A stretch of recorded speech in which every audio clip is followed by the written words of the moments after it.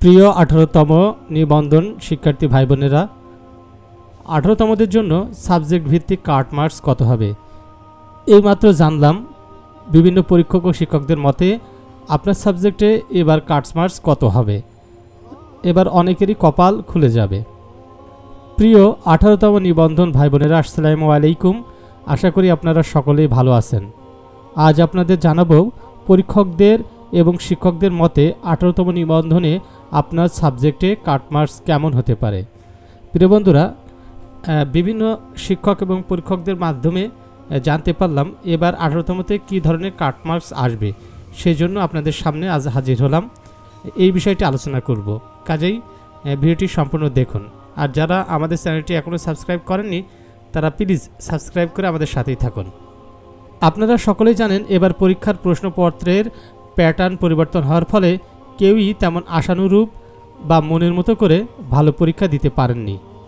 তাছাড়াও প্রশ্নে অথবা না থাকায় অনেকেই প্রশ্ন দেখেই ঘাবড়ে গেছে, যার ফলে ভালো পরীক্ষা দিতে পারেনি। এজন্য সবাই রেজাল্ট নিয়ে খুব টেনশনে আছে।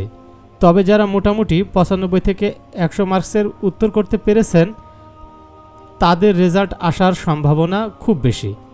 চলুন আজকে বিভিন্ন পরীক্ষক ও শিক্ষকদের কাছ থেকে কিছু তথ্যের ভিত্তিতে এবার কাট মার্কস কেমন হতে পারে সেই বিষয়টি আপনাদের জানাবো।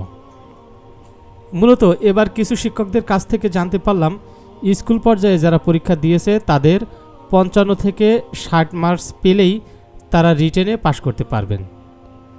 তবে 60-এর বেশি পেলে তার চাকরি এবার নিশ্চিত হবে। হয়তো কিছু সাবজেক্টে আছে যেখানে শূন্যপদ খুবই কম, সেখানে 70 মার্কস লাগতে পারে।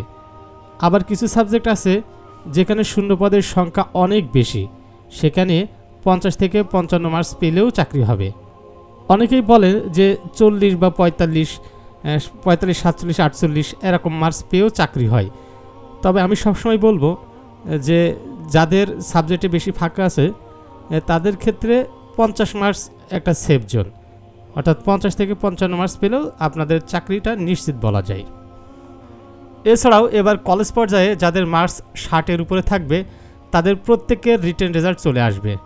তবে যাদের মার্কস 65+ থাকবে তাদের চাকরি নিশ্চিত হবে। তবে বারবার বলছি, কোনো সাবজেক্টের শূন্যপদ একেবারেই কম, সেই সকল সাবজেক্টে 70-এর উপরে মার্কস লাগবে। আমার এই চ্যানেলে 18তমদের জন্য সাবজেক্ট ভিত্তিক শূন্যপদের তালিকার ভিডিও আপলোড করেছি। আপনারা সেই ভিডিওটি দেখে সহজে অনুমান করতে পারবেন আপনার সাবজেক্টে শূন্যপদ কেমন আর আপনার কেমন মার্কস লাগতে পারে। আমি ভিডিওটির লিংক ডেসক্রিপশন বক্সে দিয়ে রাখব, সেখান থেকে দেখে নেবেন। অথবা আমাদের চ্যানেলটি সাবস্ক্রাইব করে চ্যানেলের ভিতরে প্রবেশ করলেই প্রথমেই ভিডিওটি পেয়ে যাবেন। কাজেই দেরি না করে চ্যানেলটি সাবস্ক্রাইব করে সেই ভিডিওটি দেখে নিন, তাহলে আপনি ইজিলি বুঝতে পারবেন যে আপনার সাবজেক্টে কতটা শূন্যপদ আছে আর আপনি মোটামুটি কত মার্কস পেলে চাকরি পাবেন। এটার একটা ভালো ধারণা আপনি ভিডিওটি দেখলেই বুঝতে পারবেন। তো রেজাল্ট পাবলিশ হওয়ার সাথে সাথেই আমরা ভিডিও নিয়ে আসব, অথবা আপনারা সাবস্ক্রাইব করে পাশেই থাকুন, আমরা আপনার রেজাল্ট দেখে দিব। এনটিআরসি এর আপডেট খবর জানতে আমাদের সাথেই থাকুন। আল্লাহ হাফেজ।